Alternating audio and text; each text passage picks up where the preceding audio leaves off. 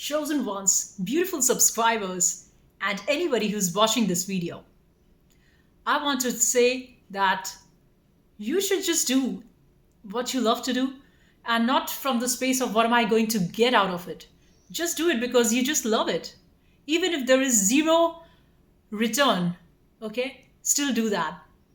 And why you want to do that is because it's just making your soul happy. See, your soul, which resides in your body, the true soul inside of you is like your inner child. Remember the time when you were younger, when you were 5 or 6 years old? You were so happy in the tiny little things.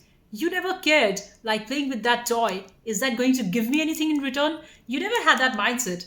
This thing you developed as you grew older. So just return back to your childhood days. Return back to innocence. That's your innocence calling you to just come back and love me. Your inner child is just calling you to give all that love. Give that little inner child everything that the child wants. So if the child wants to play with a small toy, do that. If the child wants to just sing the songs of their childhood, the songs that you loved as a child, do that. Don't just keep on running around things that, of things of power and fight and war and stuffs. There is a space and time for that. I'm not against that. Of course, life is many times the life will put you in a battle situation where you need to fight. Use your warrior skills at that time. But know that the war is not calling you 24/7, right? Stay aware of the war. See, it's like what the Zen masters said. So know the white and the black. And while knowing of the black and the white, you still stay and act like you're a black thing. So, what I'm trying to say is in the yin yang world, be aware of the two sides of the devil and the good party. So, you need to be aware of how these two aspects of duality play. So, from the back, you need to embrace your silence, which is the white. The white is nothing. The white is the zero aspect. But the black is the activity zone. So you work and you do all these things in the external plane. But where is all that source of action coming from? It's coming from that silence. It's coming from that white. It's coming from that back. You just need to recede back and there's a state of zero. So like in their song, there's a very little movement at the base of the ocean. So you see all these tides that happen at the at the tip of the ocean, right? But at the bottom, at the base, it's close to no movement. And same is your life. To the external world, you see all these madness happening. It's all chaotic. You go to a shopping center and you meet all these idiots, right? They just want to ruin away your peace, especially because they see you as the chosen one and they just want to drain your energy. Oh my gosh, it's so much energy draining. I can't explain. Like, I have to go to the gym and I literally have to run my way back because people just throw off so much negative energy. Not all of them. There are also some of my vibes which I can just sense it. So those people, they do not drain your energy. Because like how Lao Tzu said, one master just understands there is another master without having to say a word. So you can definitely sense the other person has got a saintly energy without them having to say a word. And you can definitely feel the demonic energy of the other person without them having to say a word because their aura is so chaotic, it's so much disorganized, it's so much the energy gives off vibes like that. And a saintly person vibe, they might be covered in all tattoos and they might have lots of piercing, but still their vibe is so much calm. And I'm not saying about everyone, but I've seen a lot of people like that. Those who might act and appear like they're too wild externally, but inside they have a very beautiful soul. And I do not even I've never even spoken to them, but I just know that by their energy, by their aura. So they might look very wild externally, but you know that inside they are a very soft person. And some people, they are so tricksters. They might wear all saintly, act, pretend nice, but deep inside you sense by their energy they are demons. In the external world they might look like, pretending to be a nice social man, very sociable, very gentle, talking like sugar, talking very nicely, very softly, and still being a snake inside. And I sense that through their energy. It's not about, like, you definitely cannot fool an empath. They can read through you. We can just read you right away. So you talking something else and trying to manipulate somebody else, those things does not work. I'm sorry. We just know what it is. So better not play out on that, because I mean, you're just wasting your time. You can go on bragging about or talking lies and lies and lies, but the person knows what you are telling is bullshit. So why are you wasting your time? Probably you have a lot of time, but sadly, I don't have that much time, right? Because we empaths are generally introverted people who want to build ourselves up. We are more invested into creating things that we like. We are not interested in sneaking into others' business. What are they doing and how to bring them down? That's not our side of the world. That's a narcissistic world. Like, you see, you go to shopping center or you go out anywhere, there are a lot of people who are trying to spy on you with them, with their children. And then they're just so funny people. They have also taught their children hate, and I find those families so pathetic. I literally feel so sad for that child, because their parents are teaching their children from such a young age how to be hating the world. Just because they don't like you, they're teaching their children the same. And all this comes from a state of inner non-resonance. So a person who is so standing away from who they are, from the center of their being, they are the ones who turn into narcissists and haters, because they think it's a lot of work to work on myself. So let me better go and break the castle that other is trying to build up.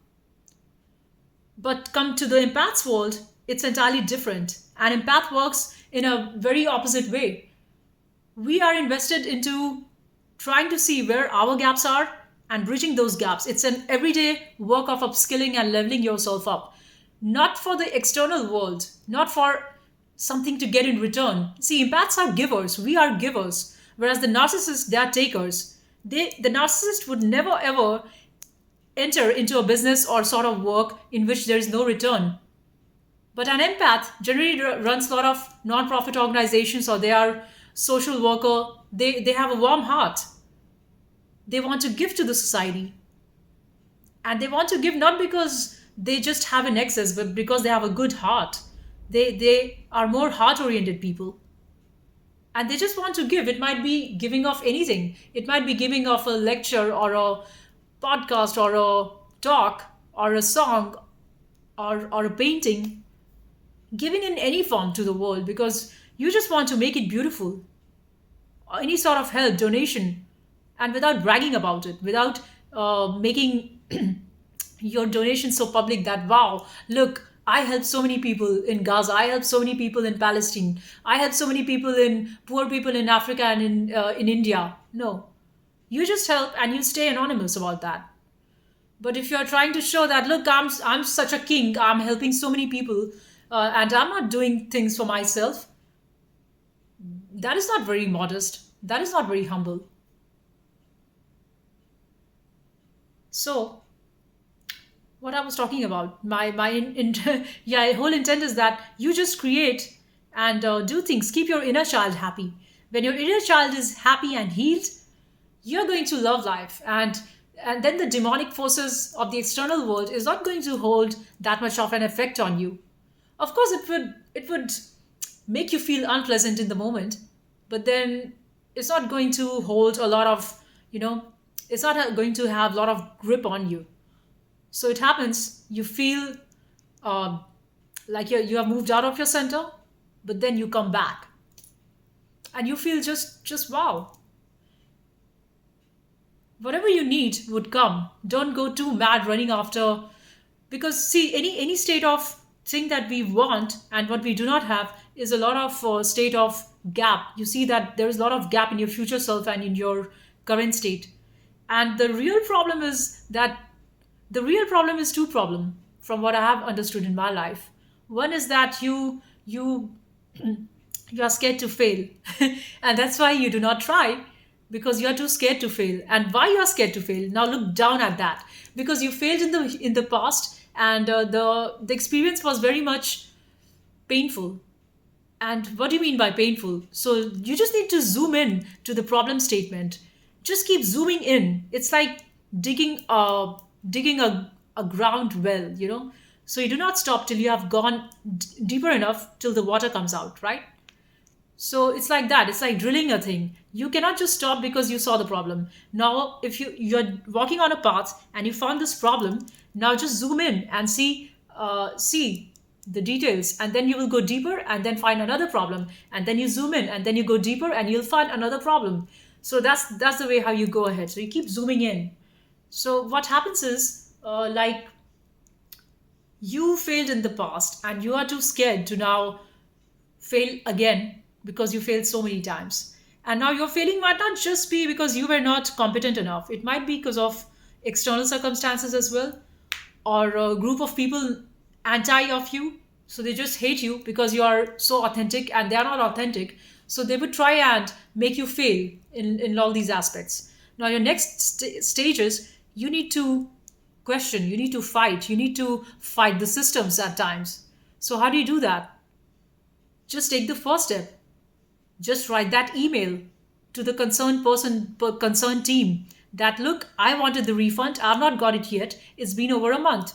I'm giving you my example because I like to give my example through the lessons that I have learned, and while I'm learning I share it, because yeah, because we are a family. And I think all these great awesome YouTube videos I watch, and those are my go-to people who help me get out of a problem.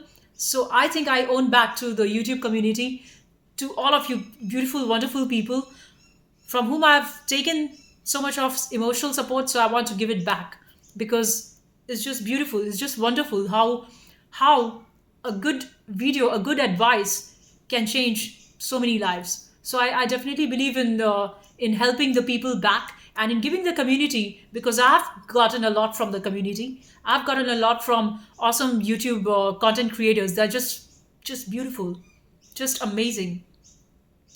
So so now coming back to that failure thing, so you need to zoom in and look at the point where you're failing, and from there on, you just need to keep diving deep and take the actions that your spirit is telling you to do. So, for example, we might just find ourselves lazy and not do the thing because we think it's okay, I don't want to do. Then the spirit slaps you back, and she will send you people and circumstances who are totally disrupting your peace. And after that, you have no other choice but to get back to the thing that you were told to do. So it's like a slap from the mother when the child is acting too noisy, acting too much, playing up. Then the mother gives the toys to the child. Then the child plays, hey. Then after a while, the child gets bored. And then the child again then screams and yells to the mother, give me something else, give me some good food, give me some toy. Then the mother gives the food or the toy. So the child enjoys. And after a while, again the child starts, yeah, yeah, like, not happy. Then the mother goes and beats the child. And that's the lesson for the child. Now, suddenly, the child has understood the lesson to keep quiet and behave yourself well. Same is the case with you. You are a child, your mind is the child. And the mother, the creator, the goddess, she gives you things that you want. You say, I want this goodie, this material. She gives it to you. Okay? Be happy. But then you, stupid mind, the little child in you says, no, I'm not happy. Then she slaps you. She will come and slap you for sure. And she will send all these unpleasant situations and circumstances where you are failing so many times and you are meeting all these idiots in the outer world, and you don't want to work with them, right? You definitely don't want to work with them. But she will keep sending you. She will keep slapping you till the point you have not learned the lesson and you go back to the place what you were trying to escape. So that means you need to go back and do the work. Being an empath doesn't mean you are just being a light and you sit back and you keep failing. Being an empath means you have to do a lot of study. You have to prepare. You have to prepare every single day. And don't think there is an age for it. I will only do it as long as I'm 20-year-old. Don't think your learning days are only till 20. Your learning days are till the day you die. You know what I mean? Don't think that once you're over 20, life is just easy. No. Life was never easy and it will never be easy, because life's job is to keep teaching you lessons. So you need to keep learning. There's no way that you can say, now I'm an adult and I don't have time for learning all that bullshit. You have to learn because life is your greatest teacher. So when the spirit tells you that go learn that tool, because that is what is needed for you to bloom yourself. You are a flower and you got to bloom. Else, there is no point in living a life if you have not bloomed. And that blooming doesn't mean getting mad after crypto and all these demonic financial institutions that they brainwash you.